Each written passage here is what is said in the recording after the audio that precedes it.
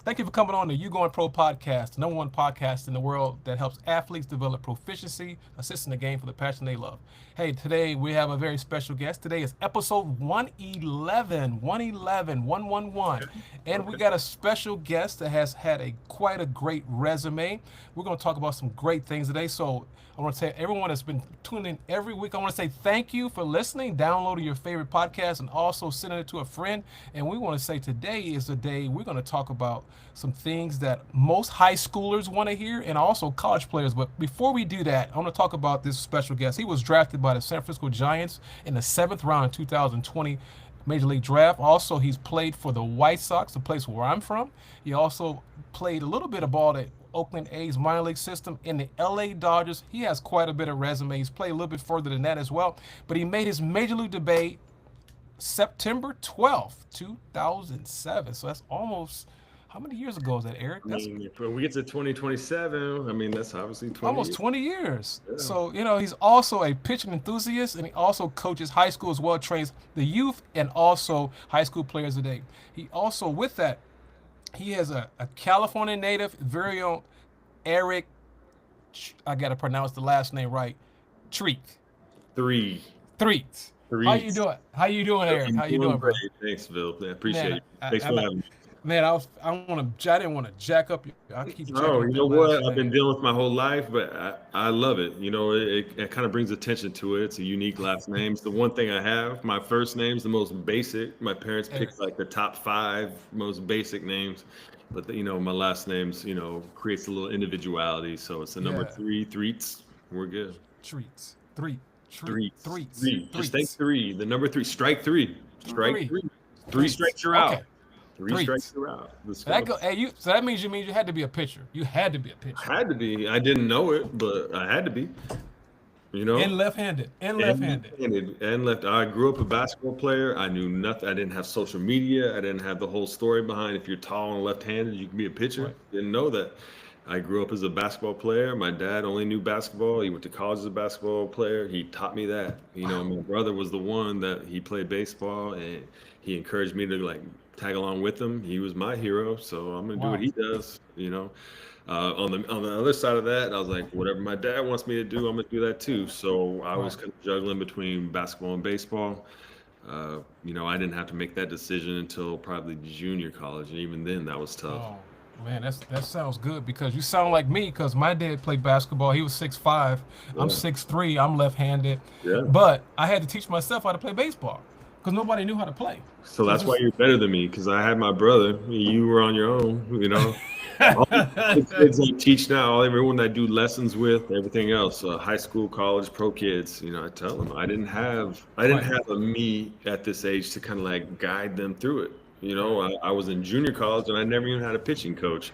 I was in pro ball, never had a pitching coach until I had my first pro coach. Man, that's some serious stuff. We're gonna get into let's get into that. So, Eric, coming from where you're coming from, you talked about JUCO, but coming from California, what are some of the things that you think that can help some of these players, high school players, get more exposure? And not talking about going to these showcases or this perfect, was it Yeah, perfect yeah, game? they have all that. They have all that. So what do you think? What are maybe three things you can tell the high schoolers to get more exposure for college? So when you're talking exposure, you want to separate yourself, right? You Okay. want to be exposed, meaning you want to let people know I'm here, I'm available. What do I have that that guy doesn't have? That Right. kind of thing. So when it comes to exposure, you want to expose yourself. So when I expose myself, I want to be a little bit different. I want to be different from the guy next to me. I want to be Right. different from the other pitcher that's might be similar to me. When it comes to exposure, coaches and teams, organizations, they want the unique version of you. They want a cookie cutter of what everyone does. So if you want exposure, just like anything else, whether it's like social media, social life, whatever Right. you're doing, you're trying to individualize yourself and Right. how I can be different, especially in this college climate, right? It's like, how do I individualize myself? How am I different from a guy that's similar height, similar build, Right. similar stuff to me? Right. So that's where the attitude, work ethic, and all that kind of good stuff comes into play. I mean, that's without an interview with Right. me. I mean, that shit, if you have to like Google that, then you no problem. You know what I mean? So when it comes to like, hey, how do I separate myself? You got to be in that world and understand that like the little things go a long A way. long way. Yeah, and Whether we're gonna talk about that too. yeah. But that's the third question. But check this out, Eric. We talked about this early before we came on the air. What are three myths? Three myths that high school players need to stop doing if they want to go D1. Number one off the bat is your numbers and statistics in high school will translate to college somehow. You know, like what you did at your Right. school here somehow gives you weight to the college you're going to. I don't care if you were the national best high school player of the year, and then the next year you're going to a junior college. Means nothing, right? The next year it turns over. It's all about development. Okay. You know, so that would be one thing. Two would be if I sign with the team or I agree to sign to a team, I'm on the team and I get X amount of dollars, whether it's NIL money, whether it's scholarships, things like that. The moment you don't succeed, the moment that money's gone is the moment. Yeah. One more. That's that's one. Okay, well, so those are like the ones Oh, that I those. Right. Right. yeah, those are like pretty to the core. Let's see, a third one is that college, I mean, I don't want to be general, but college coaches have the best out for you and your family. For the most 'Cause part. for the most part, they don't. You know, I've dealt with players that have committed to schools, top schools in the country, this and that. They don't hear a word. And then when it comes time for them to come in, it's like, oh, is he still coming or is he not coming? You know, I'm talking about leverage guys. I You got know, you. I got you. it used to be like come to my house, have dinner, meet my family, be Right. a part of the school for the next 4 or 5 years. Right. Right. It's like, how can you help me now? And if you're not, you That's know, what it is. You're right. so that's what it is. So Right. it's Right. not as much of, hey, come to University of such and such, and we'll figure out a way to get you there. Right. Right. Right. Come to this university, figure out how to make it successful. If not, you're gone. Yeah. That's whether you're a, a, a top prospect that's getting $200,000 a year, or you're a guy that's just barely on the roster, barely got in, Right. 10% on the admin, whatever. Right. Because Eric, you're right. Because at the end of the day, those coaches are getting paid a certain amount of money to produce. They got to win now, for the most part. Even now, if I'm in a university, whatever university, I can love you, you know, as much as you are a great player. If you're not winning games for me, I have to make a move because then it comes to my family and my life. Right. Right. You know, as much as I love you and how you Right. play ball, Right. sorry, man, Right. I'm It's like trying a job. It's a to job. live too. Right. Where before I would have a little bit more leverage, like this is my program. I got Right. X amount of years to bring these kids up and develop them. Yeah. No. Yeah. So that's why I tell kids now to get in where you fit in. You know, don't go to an organization just because it's the name, because especially the name ones are going to be like, hey, we got to win now. You are in the world of in 18, 19, 20. Oh my, I didn't figure out the game until I was like almost 30. You know, so how are you going to do that in college and be successful with cutthroat attitudes? You know, Yeah. while you're trying, like, I couldn't imagine trying to develop and be at that level. Yeah. You know, It's because hard to master both. yeah, yeah. You know, because you can be 6'8" and left-handed and throwing fastballs all over the place, but it's 95 plus, and every college is like got a radar gun on you, and they want you here. But does that make you successful in college? Right. No. Right. You Right. could be a 4 o'clock hitter that's dropping bombs, full side, everything. That's But right. it doesn't matter It doesn't until matter. it all goes down. You know. Right, right, right. With this, here's another question for you. So, why is character so important in the recruiting process? I mean, it's not important in just the recruiting process. It's important in your development. The character that you have that makes people interested in signing you and bringing you to the school is the same character that's going to make you successful as a player. Right. So if we have to pull that out of you, I would imagine that's not the most ideal situation for a college recruiting somebody, especially a college recruiting somebody that needs to be game ready. Your character has to be off the chart in high school. Your character is what's going to be separating you from the other person that's your same age that might be going to Vanderbilt or Texas with similar stuff. Right. Your character Hmm. might be something that lands you at a different organization that gets you more reps, that then Right. gets you signed, or whatever it is Right. you're trying to do. But character Hmm. not only is what colleges will look at, but character is what makes you who you are. So if that's not dialed in 100% and compartment, it's who you are, then Right. who else is going to Right. know who you are? So basically, you're saying character is something that has to be inside of you. Yeah, It I've has heard to be coaches in on you. the team say that, like, "Oh, what kind of character are you? Are you a guy Right. that when he gets hit, hustles down, or Right. chases down this, or chases down that?" If you're not doing that in the first place, you're not going to get picked up. You know what I mean? Right. So for a college coach to say that, I get it. Like, we're looking for those dogs that'll do this, do that. If you're not doing that in the first place, it's not only Right. you're not going to make it in NAIA or JC, you're not going to make it in a D1 or a Pro Bowl. So if someone has to tell you to do that, you're already in a loss. Right. So Right. Right. character, yes, because you like, who do you want playing for you? I know who I want playing for me. I want a group Right. of dudes behind me that I know that understand what it is, the philosophy and the culture of what I'm doing. Right. So Right. that's what the whole college thing is. But to say that your character is something that separates you, that's just a standard thing, Right. You're right. because that's for everything. So if I have to explain to you character is what's going to separate you, You you're got a already in problem. trouble, I think. You're behind already. It's Yeah. interesting you said that because you coach. I coach high school here in South Florida, and there's one of my biggest pet peeves dealing with what we just talking about character. You Yeah. said it perfectly, Eric. I cannot stand guys that have a little talent, a little talent. I'm not saying great, but they don't hustle, and they only hustle when there's certain people watching them, Mhm. and they don't pick up gloves. Like, for example, Yeah, if you're an yeah. outfielder, they Yeah. don't want to throw, they want to just beat them. I'm like, this is not tennis. This ain't boxing. Yeah. Go ahead, Eric. So what do you I think would about say like that? those little character things, when those come into play, is when schools and teams are already looking at you. They're already looking at you for your ability, right? Right, So then the character comes to play. Because I guarantee those teams will take your ability over your character, right, uh, 10 times out of 10, right? But what they're trying to do is decipher, like, is he right for our or is he right for right. us, right? That's when the character comes into play. So Hmm. character can take it to another level, but also character from a personal standpoint can make you a better player. Yeah. So it's having that understanding that it's not for other people, it's for you to get better. But for organization, when they say character, it's like, all right, who do we want? We obviously want a good dude, right? But Hmm. trust me, they'll take a good player that has subpar character. Right, They will, because if their ability is through the roof and they're kind of not like the right dude to be on the team, 100% they're on the team. right. So for me to say, high school players, your character is everything, and like who we want to play for, that'd be easy to say.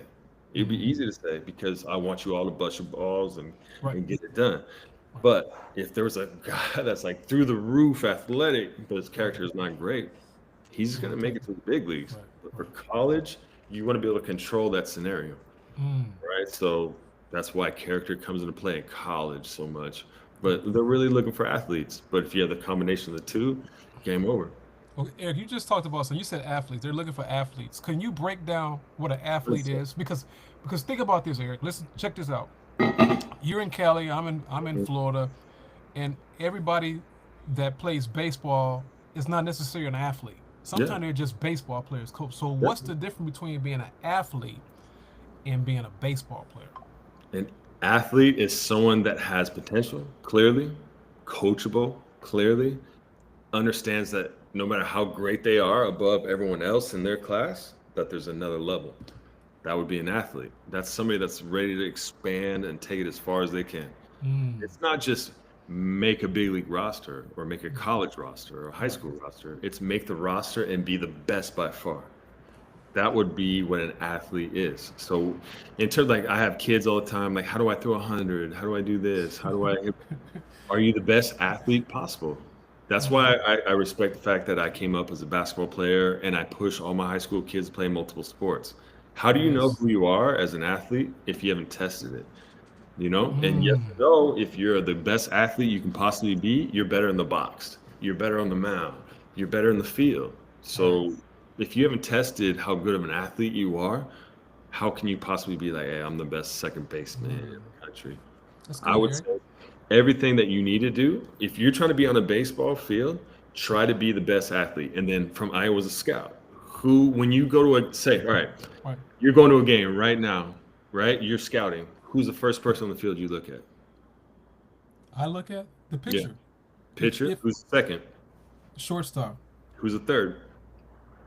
probably the center fielder or the catcher Okay, where do they line up on the field? in the middle, in the middle of the field. Or as a scout, as a college scout, as a pro scout, as a high school student, who am I trying to be? The best athlete, right? Who's the Right. best athlete on the field? Shortstop, I would center say this. fielder. How many shortstops are converted into pitchers? Not very. That's, Like how many pitchers in the big leagues right now were shortstops, the best yeah, shortstops in that's their high true. school team? Yeah, So if I was a a high lot. school or college kid, the only thing I would train to do is to be the best athlete on the field.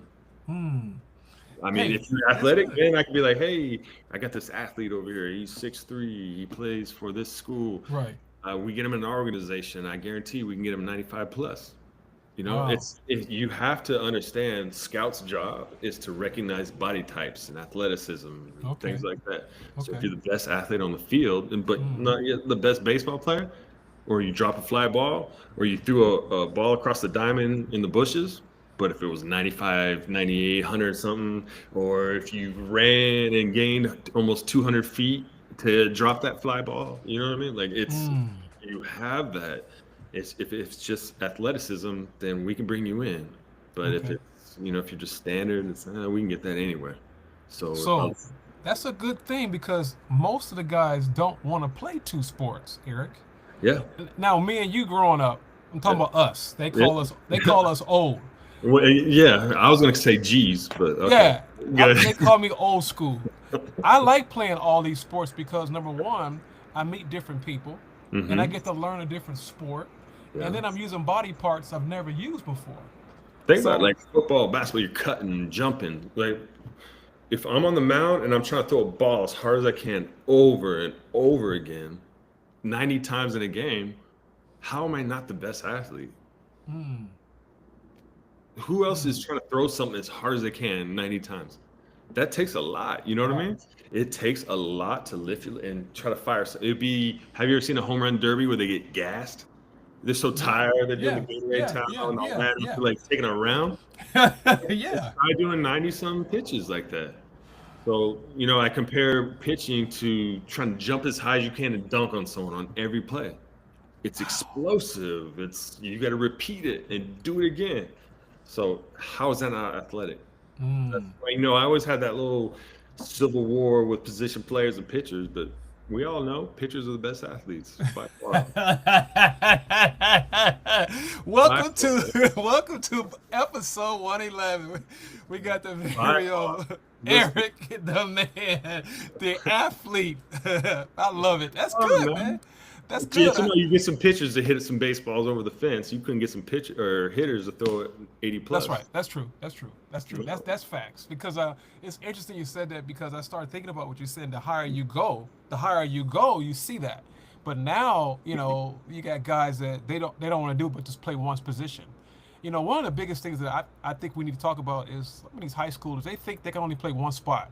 For Yeah. example, they play little league. Little league. They play with their dad. They got this daddy league, and they hmm played shortstop all their life. hmm So now I'm using this for example, and you feel free. A Rod, I'm using A Rod for an example.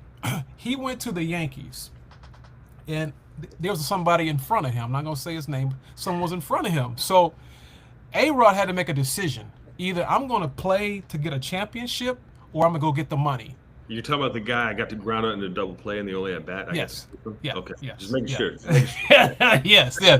They got But 3,000 hits, not one yes. off me, not one Right. off me. Okay. Just Yes. making That's yeah. that guy. But Yeah. my point is, I want these people, the listeners, also the high schoolers and the parents that are listening, to understand the importance of being flexible and coachable because they think I can only play shortstop. What do you mean? If you're a real shortstop, you can play any position on the field. Yeah. Am I right? You tell me any other position that you can just throw them anywhere. And then, obviously it's easy to say catcher. If you're a left-handed hitting Yeah. catcher, it's an Yeah. easy route to get to college. But Yeah. Right. Just be the shortstop on your team, be the best player, and then guess what? When you move forward, whether it's college or whatever, they can adapt and move you somewhere. Being a right, if you're a shortstop, you know where that guy's supposed to be for the cut. You know where that guy's Right. supposed to be on Right. this. You know, Right. Right. so you know everything. So You should know everything. be if you're playing baseball, if you're a young kid trying to get into college, try to be the best one on the field. Yeah. I mean, the best one on the field for me, I look at the shortstop or the pitcher, or maybe the center fielder, like you Yeah. said. Yeah. Those are three guys I look at all the time. Yeah. I'm looking at the shortstop, the pitcher, and the center fielder. Yeah. Those are the things. Those are the most important guys to me. Why did the second baseman have to go to second base? Why did the third baseman have to go to third base? Why is the first baseman just catch only? Why is the catcher a catcher? You know, so you got to break it down like that. And then, obviously with this landscape, college baseball is hard. You got to get in where you fit in. So the more adaptable you are, the more you can fit into different roles. Like say this school needs second baseman, and this school needs a catcher. Right. It makes it that much easier for you to just fill in your role and be like, I can do it all. Well, that's what leads me to that next question. So, do you think talent, just talent itself, we Yeah. talked about it a little bit, but can we go a little bit further in this? Do you think talent alone is the most important asset to get a scholarship at D1? D1, we're talking about D1 because, like you just said, We're talking about okay. So D1, yeah, because D1 they'll look at your PG rankings. They'll look at whatever video you sent them that you're throwing 95 plus. They'll look at your exit velocity. They'll look at that. That's what D1 does. They're gonna take the best top talent and not even like really evaluate you just because you have the perfect games and people that have told you already that they're the top dog. So you can't lose if you pick that dude. correct. If you actually have scouting and things like that, I mean, if I was in the college world, that's what I would avoid. I would avoid those top picks, Well, and then for people that were like for your podcast, things like that, like how do I fit in?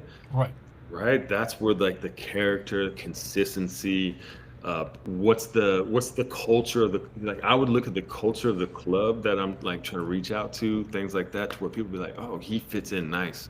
right. There's some people that right over here at Vandy might not work, but over here at this D2, oh, that's flawless. And that's not to say, oh, they were Right. shooting this and got Correct. here, but just the way the chemicals work. Right, you right. know, And that's and good. how a clubhouse works and how you can physically succeed by the people around you. So you can get better by the people around you. So when you're making that college decision Correct. and you're trying to just get in because it's like labeled the best place to be at, sometimes it doesn't work for your well-being.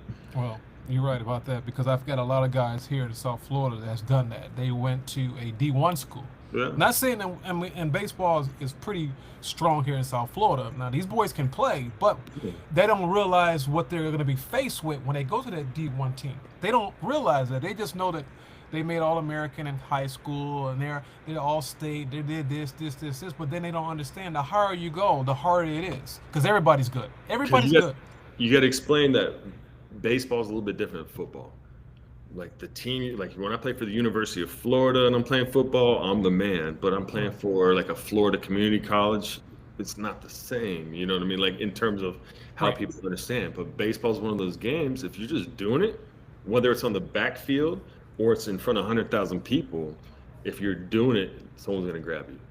Yeah, You know what I mean? right. So football is one of those things like, oh, they played on the big stage, they know what it's like. It's easy to do that, but Right. baseball's Baseball. a specific. It's like a specific feel. It's like So once you get that down, it doesn't matter what school, what place, wherever you're at. Man, you said it perfectly. I couldn't have said it any better because now we're going to talk about one of the things that, parents have a hard time doing is letting go on their son, Yeah. which leads me to this next question. So when is the right time of a player's career that they need to let their coach them and let their parents be their parents? What do you, from your perspective, I don't want to, I'm just trying to but I want to educate people. That's all. I Yeah. just want to educate them because I deal with that all the time. I coach high school, varsity and JV, and I tell parents from day one, the very first day before we start, I kind of give them a groundwork, say, listen, this is what we're going to be doing. We're going to have a meeting. You have all the questions you want. Because at the end of the day, if I got a team that is going, half of the team, let's just say half, that's going to play college baseball, we're not even talking about D1. Mm-hmm. It gets to a point, you got to let them go sooner or later. So when do you I think is the mean, right time? obviously, there's circumstances on that. Who are the parents? Because it seems like every parent I deal with, they played college or pro ball at some point. You know what I Right, mean? So right, that they right, have some background. So obviously, it depends on like right. their level of background and their input. I got you. I've had players that their parents have never played at all, and Yeah. I'm like, damn, that makes sense. I've had players that their parents played a lot. I'm like, man, what are you talking about? You know what I mean? So Right. it's you have to have a game plan. You have to know where you're going and what it is you're actually specifically looking for. What if you're trying to go to a D1, D2, D3, what are they looking for? And Mm, then what's the support to get you there? And right. it's just basically what is it the organization has and how do I contribute to it? So Mm, if I'm trying to go to this D2, this D1 or right. something, what are their pieces and how do I fill it? Is Right. those are the Right. right questions to ask the right people to where, a parent, if I have a son that was trying Okay. to go to college tomorrow, Okay. just be the best version of you. Yeah. It's like, yeah, fill holes, this or that, or act this way or act that way. Like, hell no. Your job is to be you You and figure out the organization that will allow you to be you. be you. Right. You Right. know? Right.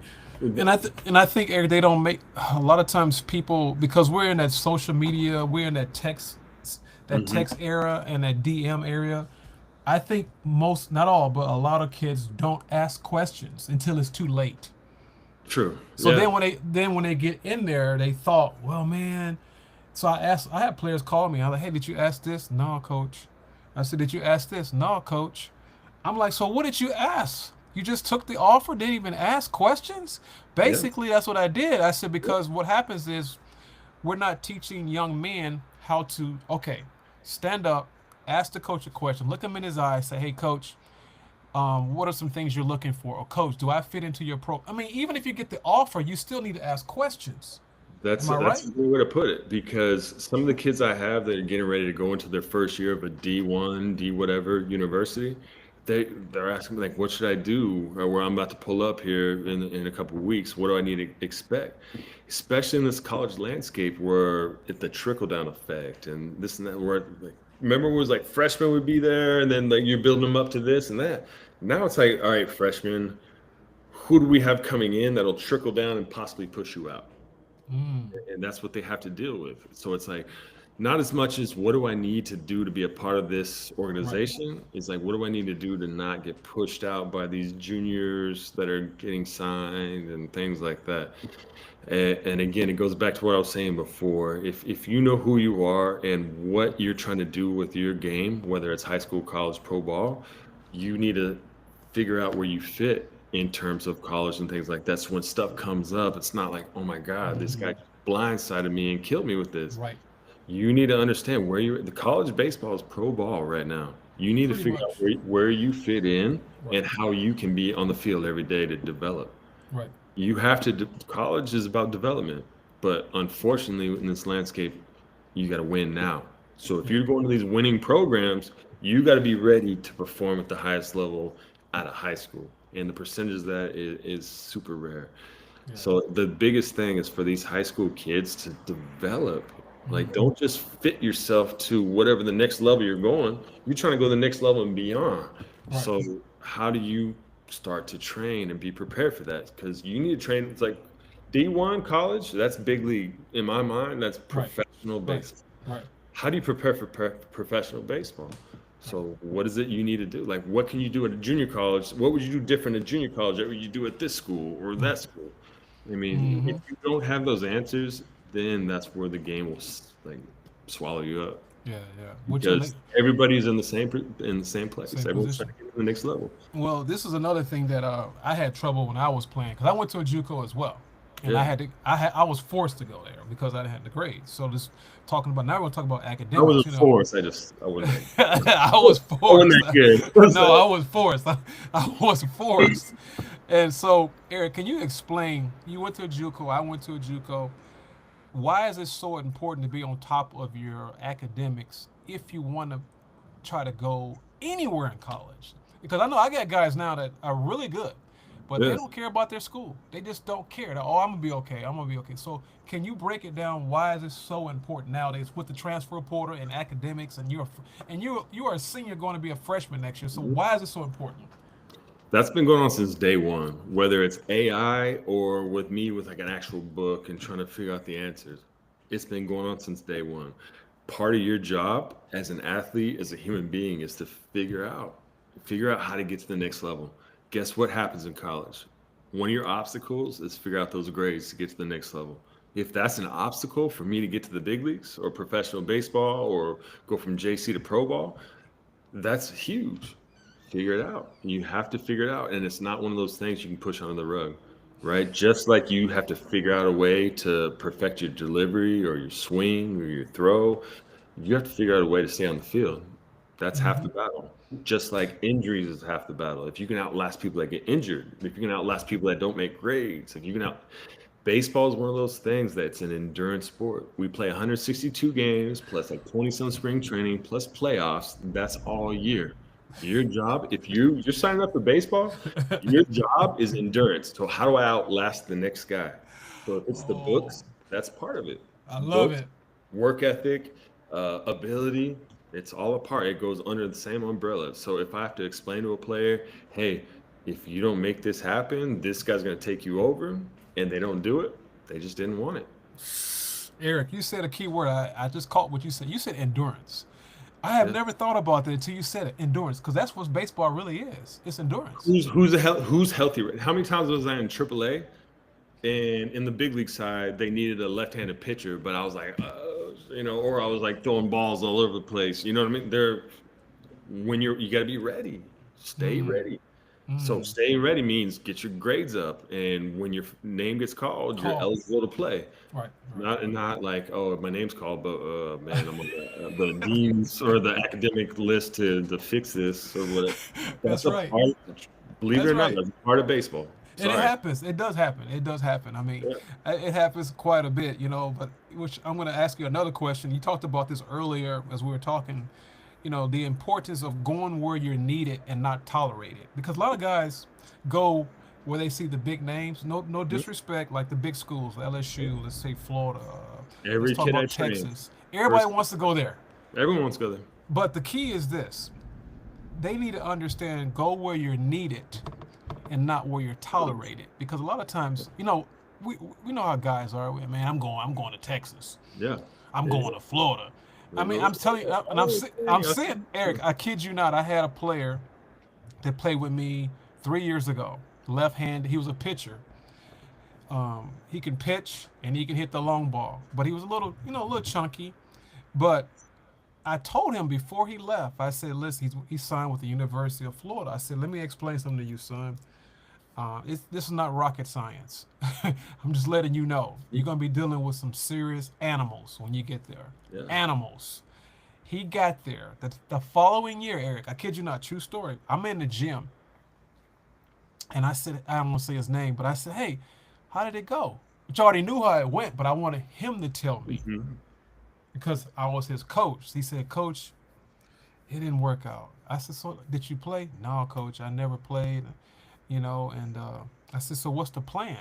Guess what he did? He went to a JUCO. I said, well, maybe you should have did that in the beginning. Yeah. So, I mean, can you talk about going where you're needed and not tolerated? Yeah. And the big thing on that is you want to go where you can play and develop. You're playing and tolerated, all that stuff. I want to be tolerated, yeah, but I want to develop. But So I don't care if it's northwest, western Idaho, whatever. Right. southern, or whatever. Right. If I'm out there playing, I'm getting better. So that makes me better. Going to UCLA or like one of the big, I don't want to drop names, but if you go to one of those and you're just redshirting or on the bench, like what are we doing? Right. Life is short, bro. You gotta get out there and you gotta play. You gotta get out there and play. And baseball is one of those things that's rhythm. Rhythm. You can't stop for like a month and all of a sudden pick up a ball. Baseball is one of those things. It's all day, every day. And it's So endurance. go endurance. Go where who's gonna put you on the field where you show up to the field and it's like I'm gonna be 1, 2, 3, 4, 5, 6, 7, 8, 9 on the lineup. I'm gonna be playing this position Mhm. and I can get better. It's just Kids now they want to throw up that Instagram post where it's like, oh damn, oh Right, LMU, the right, top, right. yeah. It's go where you're gonna play, go where you're tolerated, go where you're gonna succeed, go where you can develop. Develop is Mm. everything, you know. But Eric, there's not very many people developing nowadays. Eric. Yeah, I know. I understand that. I tell kids all the time, like my major league career was short, but my Okay. last 12 innings pitching was scoreless. Not a lot of people do that, but I was thinking about it. My last 12 innings, what was I doing every day? Working on my delivery, working on my flow, working on my release points. I was in the major leagues at the highest of highest levels of playing the game, and I was still working on my stuff. So kids need to understand that like you're not just gonna figure it out one day and it's all good. It took me 20s, 30s. I didn't feel good as a pitcher until my 30s. And by the time I Mm. felt good, I was like injuries and I was Right, out. So, right, right. so if I could turn back time and all that, that's what I teach the kids now. So that's why I have any kind of success that I'm having right now is just from my experiences. But kids need to understand it's a long process. Wow. It's not like you're not going to show up to whatever school you're at day one and be a success. It's a Yeah, grind. You're going to have to put in the work every day, and you're going to have to learn how to suck. You're going to have to yeah. embrace sucking. You Right, know, right. And you're gonna fail a lot. You're gonna fail. yeah. And the ones that deal with it better, and the ones that stay healthier longer, are going to keep playing. I like that. Staying healthy. Let's talk about staying healthy. What's the difference between being hurt and being injured? Because there's a difference. 'Cause now let's think about high schoolers injured and being hurt. Now you're laughing because I've dealt with this many times. I'd like, listen, are Yeah, you really hurt? And yeah, I said, are you really, really hurt? Oh, yeah, coach, my arm hurts. I said, well, I just seen you throw 15 yeah. balls over there. If your That's, arm is hurt, if you're injured, mhm. you won't be thrown. If you're hurt, you can still play. So Yeah. can you break that down? Because you play JUCO and pro ball. So explain to the listener what's the difference. I've dealt with playing hurt compared to injured. I know when I've been injured. So if I were to turn back time, I'd be like, you're hurt. Shut it down. Or you're a little sore. Like let's figure this out. Knowing that, okay, kids coming up, obviously you want to play it safe. So as a parent or a kid, yeah, or a coach that's trying to teach a kid like how to play the game right and longevity and be able to last, you're feeling it. The first thing that kids do is they manipulate arm angles and slots to like not feel it. And that leads to bigger problems. And that's, for me, that's where I perpetuate that problem Mm-hmm. just because I don't want to see kids get worse. But are they getting softer? Yeah. Yeah. I mean, and then, but at the same time, as a coach, you can't be like pushed through it. You can't do something like that. You can do the opposite and just, hope for the best. Yeah. Um, it's a tight rope to walk. And, for someone like me that went through injuries and that was a big part of my career, if I could have eliminated that, I wouldn't be on this, phone call right now. But I'm on this phone call to promote why it's important to listen to your body and things like that. So Mm, that's why it's hard. Because I want kids, but man, come on, you're all right. Then it's like, okay, if you're sore, don't do anything because I know you're going to change something and right. eventually lead to bigger problems. Right. So that's where that comes into a thing. So I Okay. think it's more of a what's the level of desire and how far do you want to take this game? Mm, And when you really understand what that kid wants to do, then you can kind of curtail what their verbiage was about how their arm is. That right. way I can be like, all right, let's take today, we'll come back at it tomorrow. Right. As opposed to let's take a couple weeks, come back symptom free, Yeah. let's figure it out. Okay. That's how I would handle it. Yeah. But for the kids that are serious, hey, dude, there's not a lot of times I told a major league field when I felt great. It's not gonna happen. You're throwing a ball overhand, man. It's like it's not natural, you Yeah. know. And then you're hurting yourself. You're making things worse. You're just doing You worse. make it, and then the mental part of it. The more you're thinking about being injured, the more you're injured. Yeah. The more you're And like, then oh, you. the more this is gonna hurt, the more I'm gonna change my arm slot. Mm, mm, So that's where the psychology of baseball that people don't understand kicks in. So let's talk about the mental. You talked about the mental real quickly, That's the and biggest and part. and it's something that I learned, Eric. This is what one of the coaches I worked with several years ago. He said something, and I'm going to say it on the air. He said this generation is weak, far as dealing with the Hasn't game. every generation said that though? Correct. You're right because when we played, they said I was weak, but I thought I Well, was our pretty generation would dirt roll the old generation. right. So I started thinking about it. I think this just from what I see from being a coach, travel coach, and scouting, looking at all these different things. I think for the most part, you need to be an athlete. That's just the first thing I think. You need to be an athlete. 100%. The That's going best. back to what you said. Because I started thinking about, I've had 110 episodes. You're 111. And you're That's one of the best, few bro. at 111. And I said, man, he said something right because at the end of the day, I need someone that they're hungry. They got to be hungry. A lot of guys aren't hungry. They want to eat, but they're not hungry. It's a difference. So going back to your story, going back to you were an athlete, you went to a JUCO, you really didn't play a lot of baseball. Let's just be real. You didn't play a lot of baseball, and I'm a piggyback. I didn't play a lot of baseball either because I come from a basketball family, That's and all we so did. and that's all we did was play basketball because my dad was 6'5.5". I'm Hmm. 6'3", and I'm like baseball, baseball. Like you said in the beginning of the show, but then all of a sudden it hit me. It is endurance. It's a mental game because you know how many times I struck out and wanted to quit, but I never quit because I wanted it that bad. I wanted to see how far I can go to get to that next level.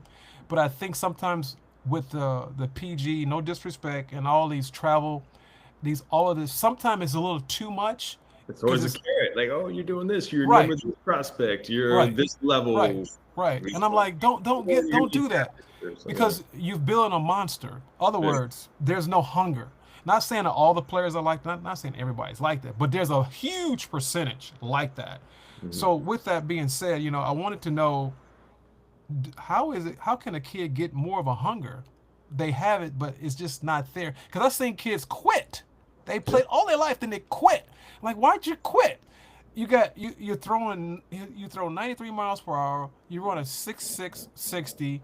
You hit with good power, but he said, I don't want to play no more. I have a kid that's doing that right now for top in the number one ranked school in the country. He don't want to play. He don't want. He got worked his whole life since he was 6 years old to get picked up by this school and get accepted to the number one school in the country. To realize that this isn't what he wanted to do. He's been working on it. Wow.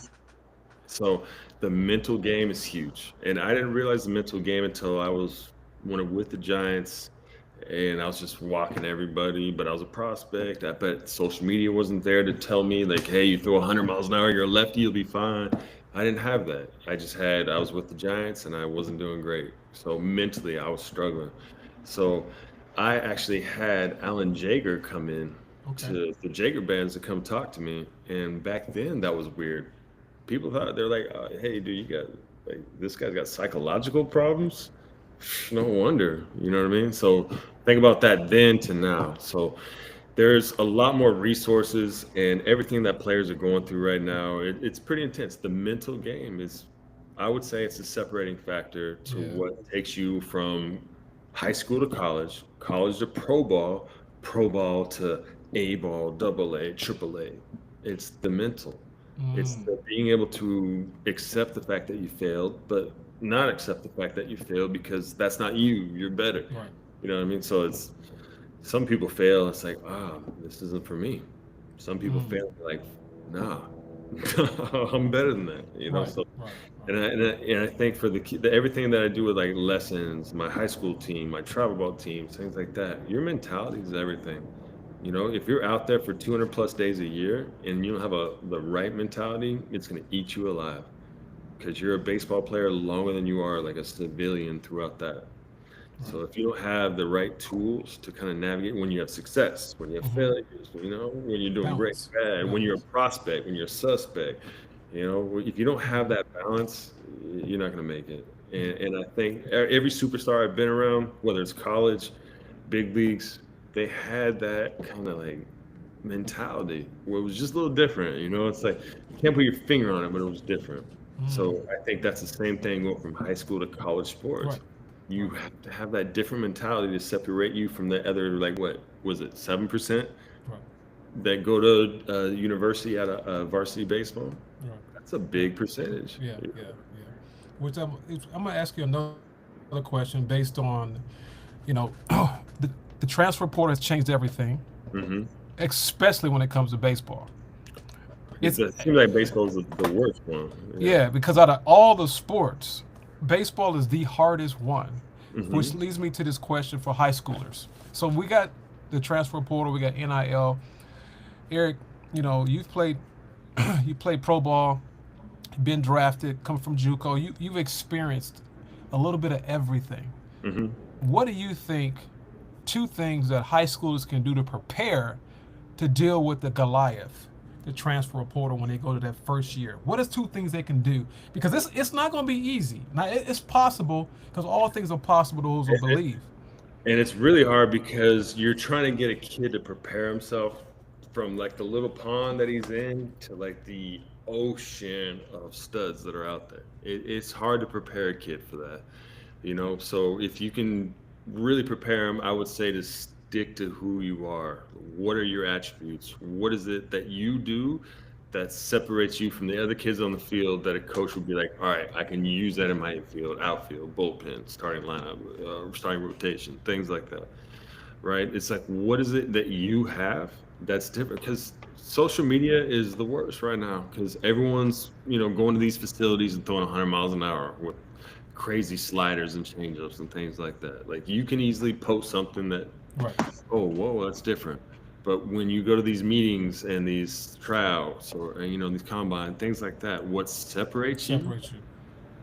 I would say there's an aura. There's an Yeah. aura about a player Yeah. that when he's on, like there, you've been around a guy like that kid gets it. You Yeah. know what I mean? He Right. gets it. Right. Be that guy that's a good teammate, good, someone that's picking everyone up, that has ability, that Mm-hmm. you show signs of leadership and things that can be different than the other kids have. Mm-hmm.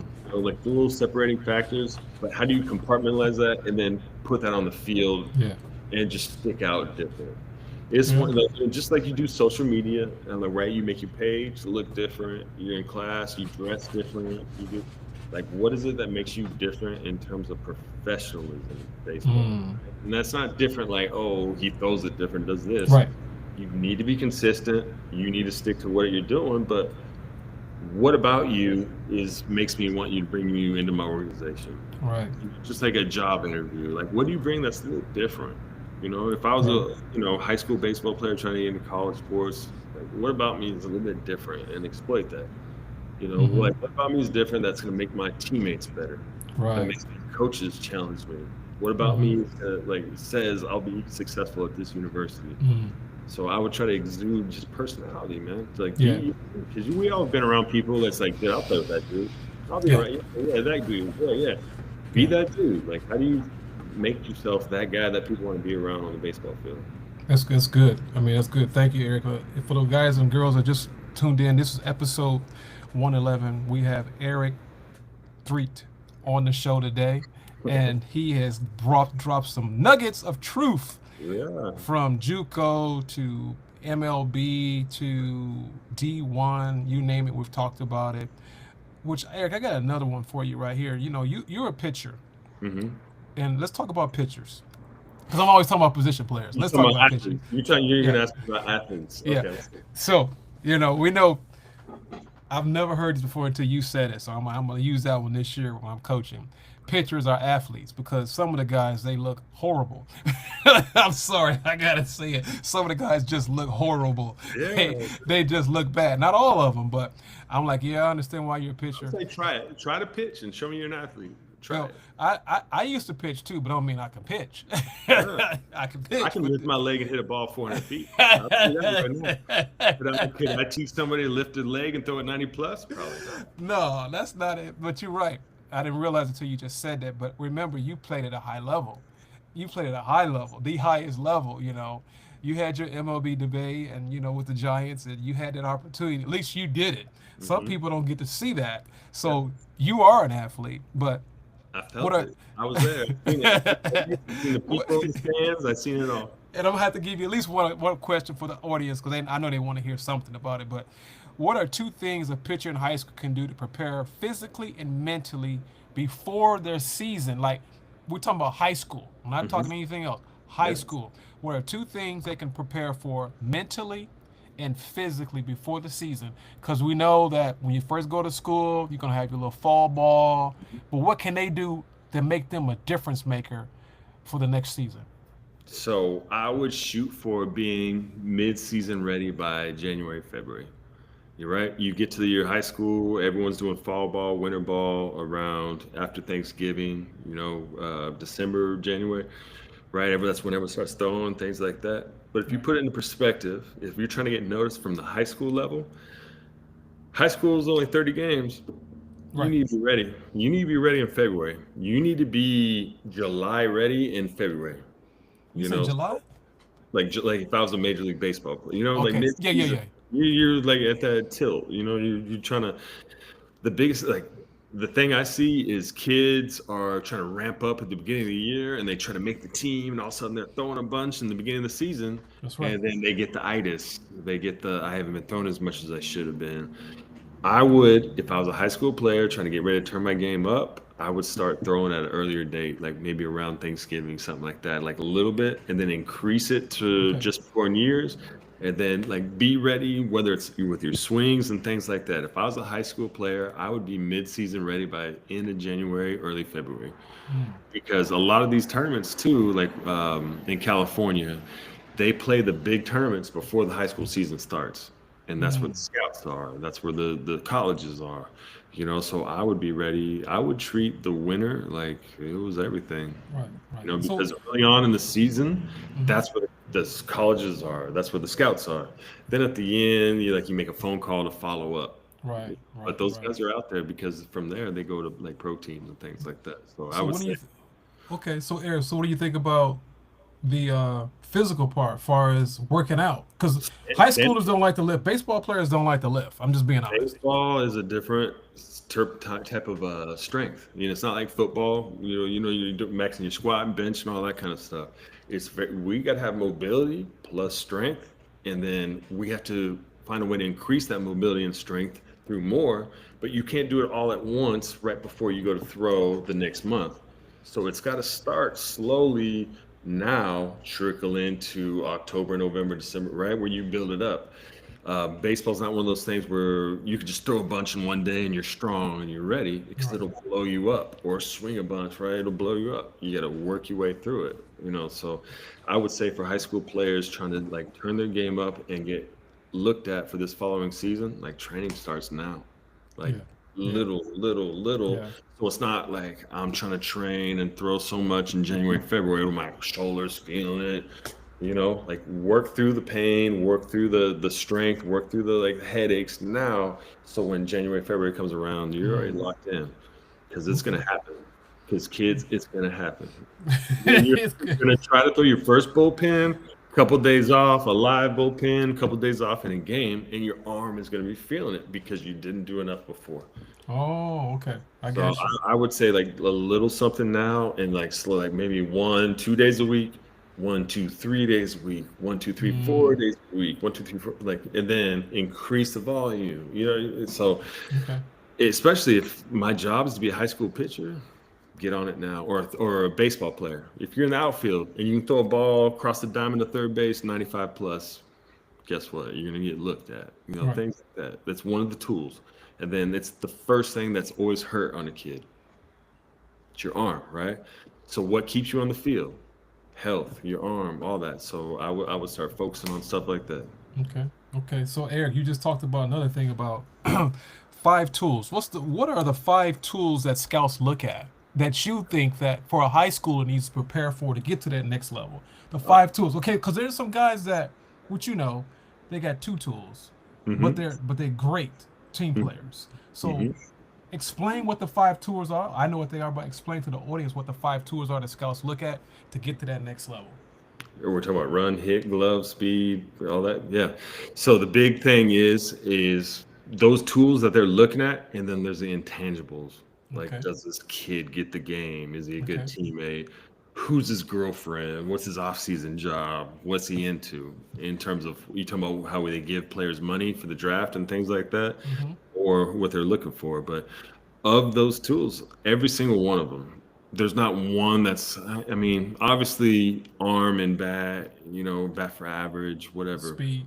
speed, like, but in this, yeah, it has changed a little bit if you can show athleticism. By that, I mean, when I was playing, you had to like do all five. Now, if you can show how to read a pitcher and take second base and third base or take the extra base, you might get drafted off that, off your wheels. If you're in the outfield and you throw a ball one hop to the catcher with a velo of 90 something, you might get picked up, even though you can't hit for nothing, Mm, right? If you can flash one of those tools in an exceptional way, someone's going to find you, right? If you're one tool, if you have one of the five right now that are exceptional, and a scout sees and they're like, oh, we can bring them in the organization because I see you can do this or do that, it's all day. mm, So don't get caught up in just what are the five. Get okay. caught up in exploiting what are those five to show how athletic you are and how you can probably carry that to the other four. I And got you. once they get in your organization, it's game over. Mm, So my job would be to present to you that I'm an athlete, and no matter what I can do, you can teach me to be better. mm, But so your job as a high school athlete, college athlete, is to show that platform. Show that if I sign you to the Mets, Rangers, whatever, it's like, oh, we can get him to figure it out. So if I was a kid, high school, what I would change is just be able to show the ability to show those five tools. mm. Like if Okay. they're flashable, game over. Okay. So basically, you need to know what you are good at. You need to know your skills. You have to know that. Know your skills, but at the same time, don't limit yourself to your skills. Be like, Okay. hey, I can also catch. I can also throw. Okay. I can also Okay. run. Okay. Work with me. Like, Yeah. hey, here's my frame. I'm the best version of Yeah. this. Yeah. I You get got you. me in your organization, you can make me run even faster. Right. That's Right. your job. My job is to show my I guess foundation. I got you. You know what I I mean? got So you. if I have a solid foundation and you know what you're doing and you can see my foundation and how far you can take it, that's where we pair up. Okay. So you being a former scout, which this is another question. You said something. So let's break it down because we know the game has changed quite a bit in the show. It's A lot. changed. A They want lot. the long ball. They want to hit the long ball. You can throw hard. Da da da da. Creative Got, swing and miss. Before it was swing and miss, you're done. so my question is this: we talked about fundamentals. Hmm. I'm the type of guy. Let's just use me for example. Because let's say you're a guy that running 6'5", 60, 6'4", 60. You're left-handed. You're a switch hitter. You can put the ball down. You know how to put the ball down. You hit for average, but you also know how to bunt, and you can steal bases. My question to you is this: if a guy has a okay arm, what are some things he needs to do to prepare himself for that scout because he knows what his weakness is. Yeah. He knows what his weakness is in his Yeah. arm. Not saying he can't make the He's throw, already but flashed the fact that he can run and read pitchers and get good jumps and things and he like can that. bunt. And he can bunt. Now And we're changing it a little bit because he knows how to get on base and create things. he knows how to How get on base and he can create. Okay. Yeah. so how does this guy get to that next level when he knows his arm is not the strongest? First of all, keep exploiting what got him noticed. Keep Okay. exploiting that. Okay. Then what would happen if you had the ability to get a good jump? You had the ability to have speed, take bases, get good reads, and then you have the ability to make your arm stronger. You just have to show the effort. Like I'm trying to get better in all aspects. Now, what is your arm like? Is the arm action so deformed that it's like we don't want that? Or is the arm action usable? It's the No matter strength. what, you Strength. have, yeah, no matter what, you have to just be available to get better because you have to understand whenever you sign, you're going to be around people that have been doing this their whole life and know how to train people to get it done. So if your strengths are on your arm, you're accurate, you're this or that, whatever your weaknesses are, don't forget about that because in order to play baseball, you have to be everything. Mm. So don't forget about that and accept the fact that when you get to an organization, there's a guy for throwing, there's a guy for hitting, there's a guy for base running, there's a guy for, reads, there's a guy for it. So the scout's job is to see the total package and the potential. So Okay. if you're a guy that arm's not so good, but you do all these other things so good, if I'm a good scout, I'll be like, he does all these things. We'll get him in our organization. We'll get him with so and so that'll get his arm right. I got you. So just don't say like this is who I am. I only have 3 out of 5. You can't do that, Okay. right? We're always shooting for the top, 5 out of 5. So no matter what's going on, understand what organization you're in. They're going to help you out, and if Mm. not, you'll figure it out. Like you'll find somebody to figure it out, or else they'll get pushed to the side. Yeah. So it's kill or be killed. I like that. Very home. Episode 111. I got the man on the hour, Eric. Come on, we're trying to win, no? Let's Hey, go. I like that, Eric. Hey, you dropped some nuggets, man. I mean, I'm pretty much down to the wire now, and I want to talk a little bit about your career, just a little bit. Give them a little snippet because you broke down quite a few things. I want to say thank you, appreciate it. You gave a lot of. Thank you for having me. Hey, I'm man, one of those people, man, that's like I was in that weird era to where it was before social media. Yeah. And then, it was just a weird time. Like baseball was a weird time when I was playing. We had heroes, we had like beyond like superstars. We had Sosa, McGuire, Bonds, all those dudes. And then everyone else was kind of like whatever. You know what I mean? Yeah, yeah, you're right. And don't forget about Mr. Jose Canseco. He thought he was. Yeah, I grew up with the A's, Mark McGuire, Jose Canseco, that whole team. Dave Stewart is the reason why I'm standing here right now in San Diego. So that whole Oakland A's team, man, like that was when steroids and all that controversy. No one knew about it, but Right. it was going into that next. They were the first one. They were Yeah. good. They were So very, very good. And then, yeah, when you went from JUCO, Eric, what was that like when you got that call getting drafted by the Giants? yeah. What's weird about that is because I kind of knew about it before. I was never looked at it at all at a high school. No colleges, no junior. Modesto, where I went there like 2 days before the school year started, just Really? because. Yeah, it was. I heard they had a good pitching coach, and I was a pitcher, but I was a basketball player, so I was going there. I was doing open gyms with the basketball team, things like that. But I got lucky because I was there and it was outside of my element. It was just outside the Bay Area. It was in Central Valley, and I was able to be myself, be around different people, and like learn different things. And I think that helped me because before it was just like, what are they doing? What are they doing? It was the first time I was like, I'm on my own. Oh man, I got to figure this out. Hmm. And one of those, I mean, stuff like that, going to junior college, it's all about proving yourself. Whether it's junior college, NAIA, D2, D3, it's be the best version of yourself. I could have been at Vanderbilt, my freshman year, and it would have been the same story. But I was at Modesto Junior College, and it's development, get better. I knew what I had to do. I had to repeat my delivery. I had to throw strikes. I had to figure out secondary pitches. What's the difference of Modesto or that, right? Right. I mean, especially now, they want to win up there. They're not looking to develop you. So I Mm. would look to go somewhere where you just get better every day. Right. I have homeschool kids. I have like it's weird how crazy parents are getting, but you know what? It's kind of right. If I'm trying to get better at baseball, not worry about my skill, just get better at baseball. And when that time comes, where am I at? Right. Where am I at? Like, am I throwing harder? Am I stronger? Am I hitting it further? That's Am I right. hitting for average better? It doesn't matter if I went to Vanderbilt or Shasta Junior College. It don't matter. Right. Right. So you got drafted by the Giants, my very favorite team, by the way. By the way, And when I got drafted, I was upset because why? I wanted the A's to draft me. They told me the night before too. I was like, I grew up watching the A's, man. That was Oh, everything. because they were against each other all the time. It was like a rival calling Yeah. you to give you your dream. It was a weird feeling. Right. So Yeah. how did you take that going to spring training? Not, I mean, I wasn't like hardcore like that, but it was just like I grew up and then I'm wearing a different jersey that I grew up wearing. I'm hanging out It with was like weird. you show up to spring training. You're 18 years old at your first big league camp. Everyone knows about you, but no one wants to play catch with you. You know what I mean?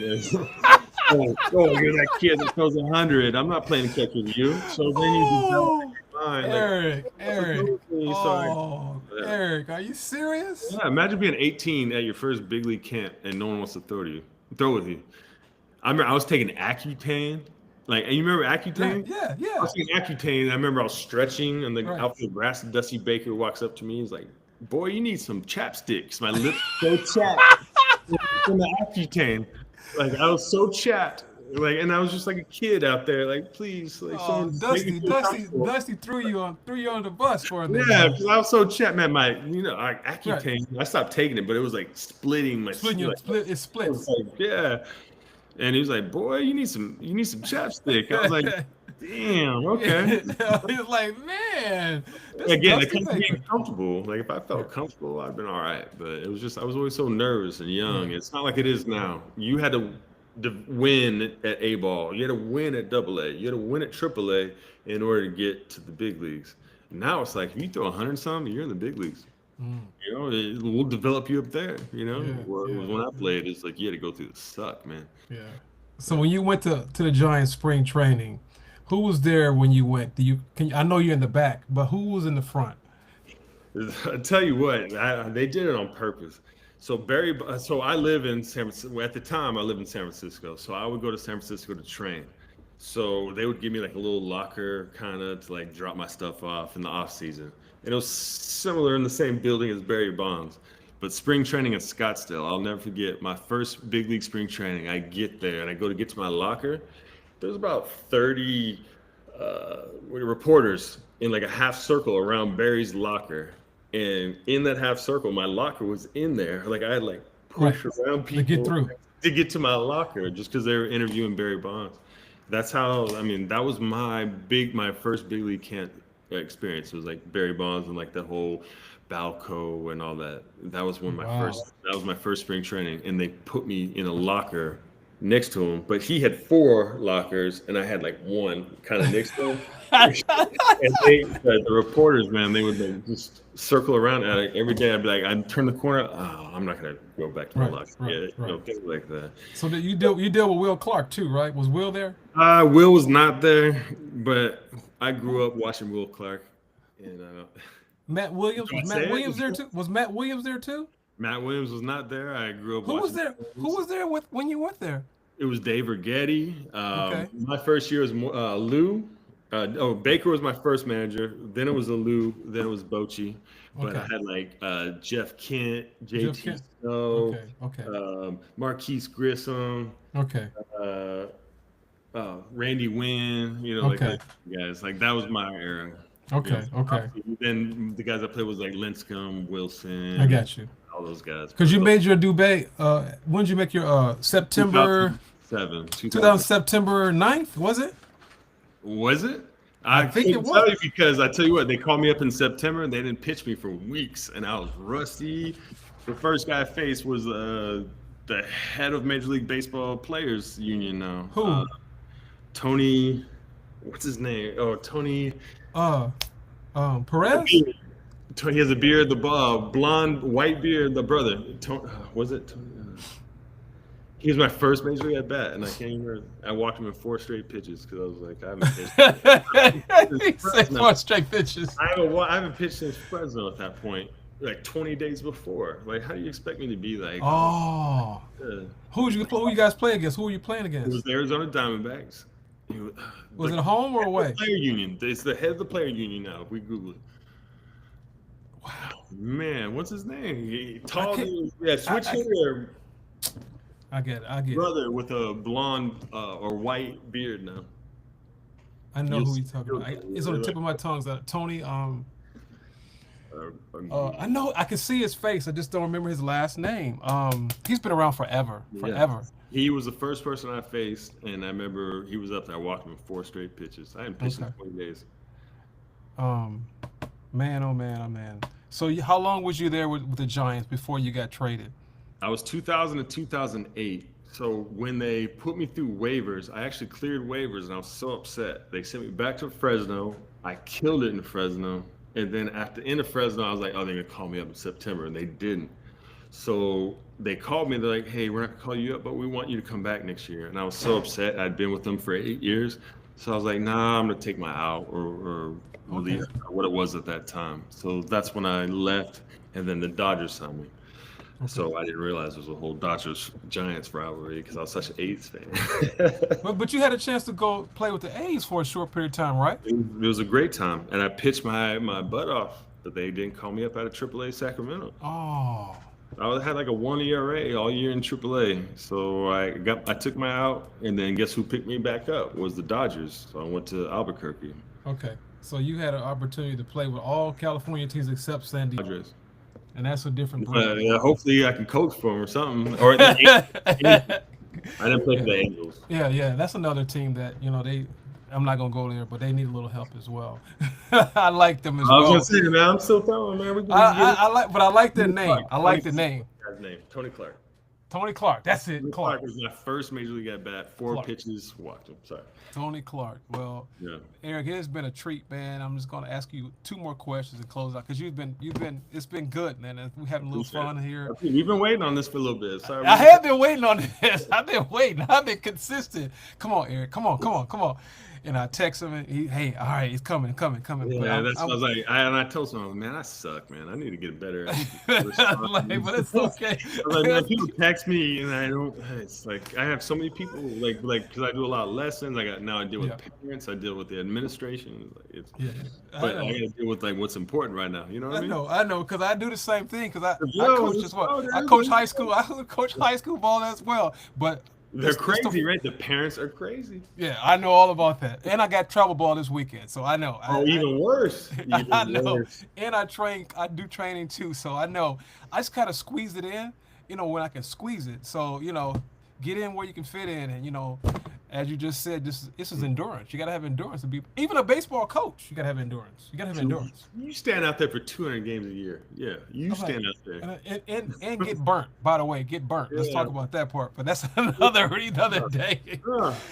But, I want to ask you 2 questions. I'm going to close this out. If you had to pick a Mount Everest of 4 players of all time, yours, who would those be and why? Now, you got to have somebody from Oakland. Dave Stewart probably going to be on one of them.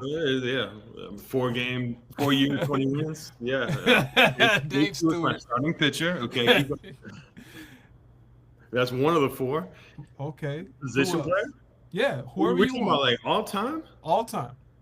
Obviously, Barry's the greatest hitter I've ever seen. All right. Thank you. I watched that guy swing the bat. I mean, it ruined baseball for me. What you mean, Eric? Why you say that? Who else am I gonna watch? Who else can I possibly? What other swing could I watch? Because Griffey was on his way down. Well, I watched Griffey. I watched Ichiro. Ichiro. It was just it was different. He's different. But you're right, Eric. Because after Barry, it was a while before we seen anybody. You're right. There's nobody else going to be like that. Because Barry was the youngest one from Sam. Because Sammy's a little older than Barry, I think, a couple of years or something. Yeah. And Sammy's been playing a little. Sammy and Barry, it's a big difference.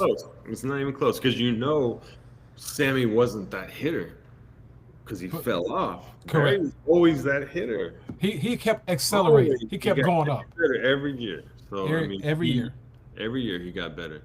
Yeah. Randy Johnson. By the way, he's from my hometown. Oh, yeah? Yeah, Livermore, California. Let's go. Man. I ran into that guy a couple of times and be like, hey, we had the same teacher and stuff like that. He's like, yeah, okay, cool. All right, man. All right, see you later. So you got 3. You need one more. Who's okay. That? One more. I want to say Manny Ramirez so bad. Wait a minute. Hold up. Wait a second. Pump your brakes. You just said Manny Ramirez. He's a very close friend of mine. Very close friend. He lives here. But anyway, that's all I want to say. But Manny is different. I've never seen an approach to a swing like his. Manny is one of a kind. He wanted to be you remind me of Barry, but right-handed. Right. It's like an art with him. Yeah, it was just both same, like first few rounds of BP, right center bomb, right center bomb, right center bomb, Barry, left center bomb, left center bomb, left center bomb. Last round, pull bomb, like you never seen. Like both of them was like right-handed and left-handed, the best hitters I've ever seen. Yeah, Manny and he's a good guy. He's a very good guy. He is just different. Because I actually coached his sons in high school. Mm-hmm.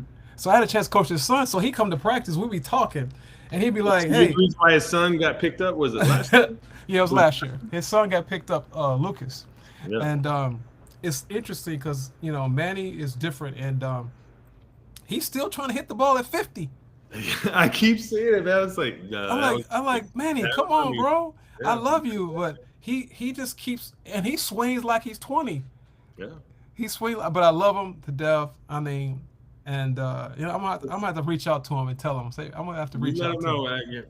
guarantee he won't remember who I was, but Yeah, I I'm remember gonna reach out to watching him. him I'm gonna with reach out to him. the Dodgers, and then he went to Albuquerque, New Mexico, and we played together for a little bit. Yeah, But like Manny and Barry, and then Randy Johnson and Dave and Stewart Dave was. Stewart.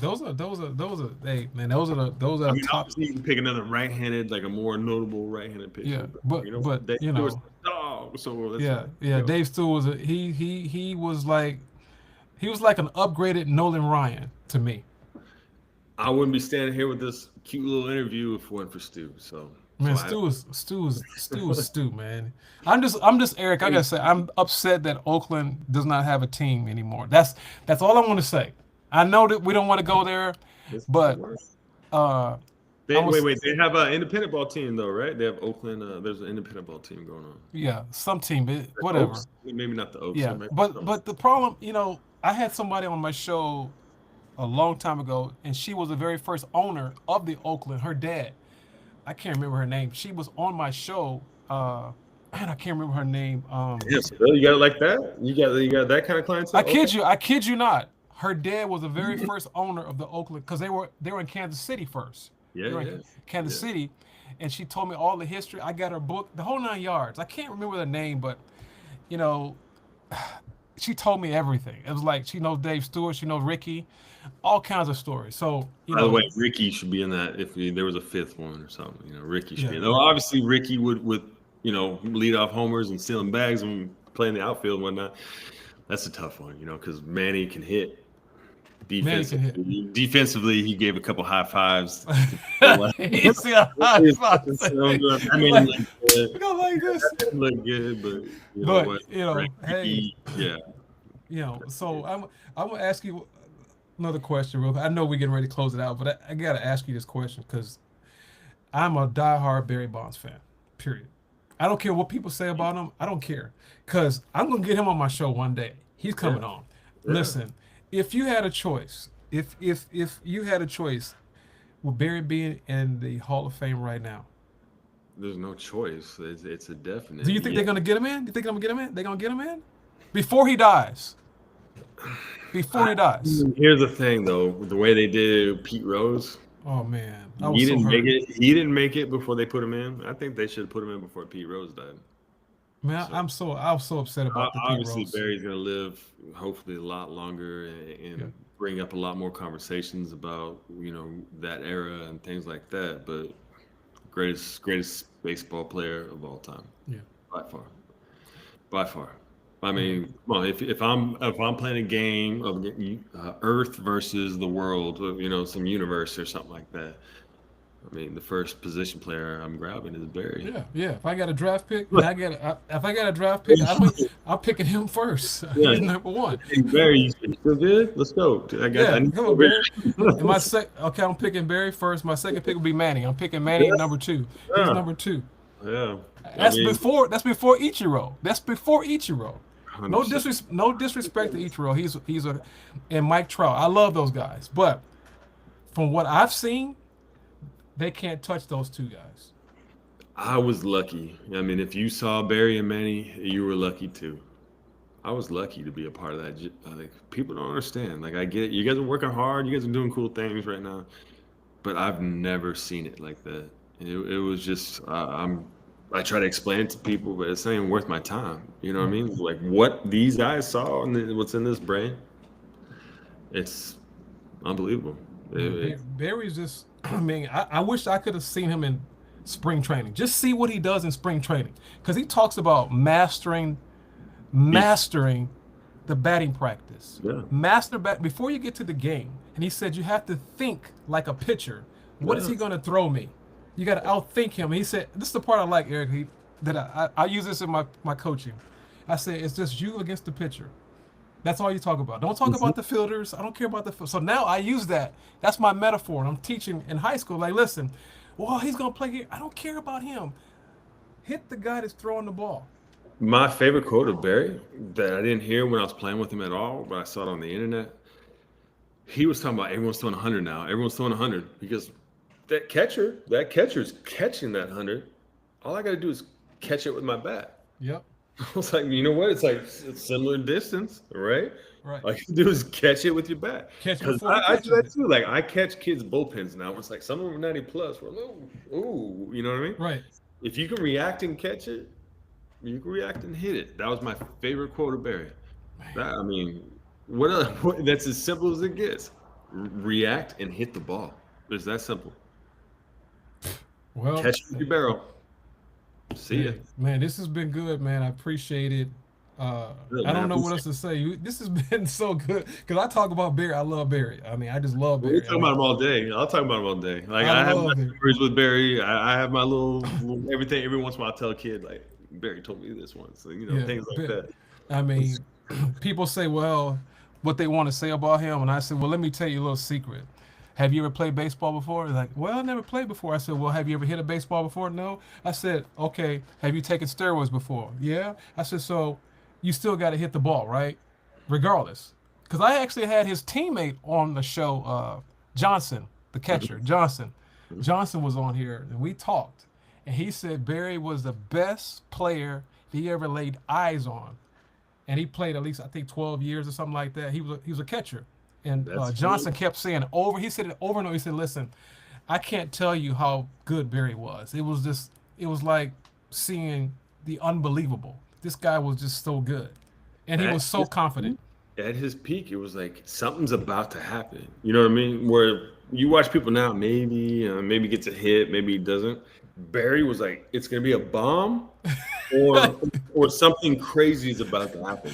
It wasn't just like, all right, he's gonna walk and go to the. It was like something crazy. It was always like the moment that he was hitting was really hyped up. It was never just for me. That's what got me back into baseball. Oh, Like PEDs or whatever you want to talk about. What got me into baseball was that late '90s. yeah, yeah, So it's yeah, like, they're yeah, doing this, doing that. Like, yeah. oh, my And it was excitement. fun. It was fun, Eric. It was fun to watch. It It was was fun. I mean, and his he'd get save walked. base. He would get walked. He just look. He just walks. His walks were made the news. His deliberate walks made like the instant news. Right, this guy get Yes. walked today. Like they was afraid to pitch to him, Yeah. I and mean, so that that, puts you on that's another planet. So it sucks with the perception of him and what went on behind that because of what a mythical out of this world athlete he was, and we were lucky to watch yeah, to like have it diminish like that. It's yeah. it takes away from it, but at the same time, I was just lucky to be a part of it, and I Yeah. think so were the fans and society at that time. Well, I appreciate that, man, because Barry Bonds is my favorite. Coach Laurie Seville, I love Barry, and I'm always going to talk about Barry. Period. Yeah. In the discussion, and I Well, got one other guy that before I close out is Bo Jackson. Bo Jackson was another guy because he was an athlete. He was an athlete, mm-hmm. and he was unstoppable for the very short time he played. But I want to say thank you, Eric. I appreciate this episode 111. If you would close out with a closing remark and how someone can connect with you and get some training if you available. Yeah, obviously my name is Eric Threets. I'm a former Major League Baseball player. I live here in San Diego. If you're looking to get some work, I'm at Francis Parker Upper School. That's in Linda Vista. I'm E Threets at francisparker.org. For you kids looking to get to that next level, just be you. Be the Mm, best version of you, and there'll be a version of you that's out there in the version of a university that will yeah. accept you. So don't try to cookie cut yourself to everyone else. Be you, and there's an organization out there that'll accept you. So don't just try to be someone else. Do your stuff and just take yourself to that major league level, and everything in between will fall into place. I like that, brother. Appreciate it. Thank you very much. Episode 111. We had the very on major league player Eric Threes. He also was a pitcher. He played with the Dodgers. He played with Oakland. He played with the Giants. And unfortunately, he didn't get to play with the Oakland A's like he wanted to. But I did. I know. I was there. I was I killing know it's Sacramento. okay. I I was gotta killing. throw that. I gotta throw that in there because I like Oakland growing up as well. Yeah, I wish they would have And picked me. And You know. but it's been a blast, man. I just want to close it out. I want to say tell you thank you, and for all the listeners, I always ask this question. I ask the question all the time and say, where are you being led from this episode today? I asked the audience where are they being led. So basically, that means what direction are you going in today? Yeah. What direction are we going? Because if you're being led somewhere, you have to have ears to hear. Mm-hmm. You know, God gave all of us ears and one mouth, and we have two ears for a reason. For a reason, God Yeah. wants us to listen, and that's what the L stands for. Lead stand, R. I'm sorry, LED. L stands for listen. Listen to everything Eric said today and apply it. E stands for execute. But before I go to the E, I'll go back to the L. L stands for listen, because if you listen to something, apply it, that's where faith comes into place. You have faith without works is dead. And Yep. also, if you execute, which is the E, execute Mhm. on what you listen to, so you can dominate. LED. Where are Yeah. you being led? This is Eric. Yeah. Eric. I gotta say the last name correct, So what's the Lord. number three? Threets. Yeah, there you go. Strike three. Strike three. Strike three. And he has been on to episode 111. We've talked about everything. Download this episode, tell your friends about it. This has been a classic one. We talked about Barry Bonds, talked Manny Ramirez, Eric Treese, his situation with Juco, MLB, you name it. We talked about it on the You Going Pro We touched it. podcast. We This has touched been it. great. Hey, Eric, don't be a stranger, brother. We talked before this. We'll talk again.